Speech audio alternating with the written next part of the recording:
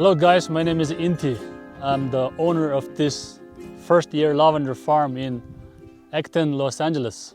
I have around 1,000 lavenders so far.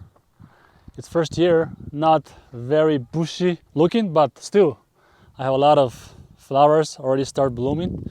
If you are interested in lavender and you want to see different types of lavenders, I have around 10 different variety. I welcome to you visit my farm. And my location is located on a 4,000 foot mountain in Acton, Los Angeles. Look at this mountain views, it's so beautiful. I welcome to a farm visit.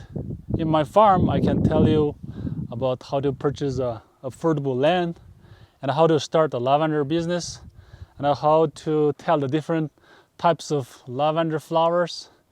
And of course, I'm going to show you how to develop a lavender products and so on. You could spend 1 to 2 hours in my 5 acres land. I have a pretty big land and also a very scenic view. You could hike in and walk. If you want to join the private farm tour, please message me.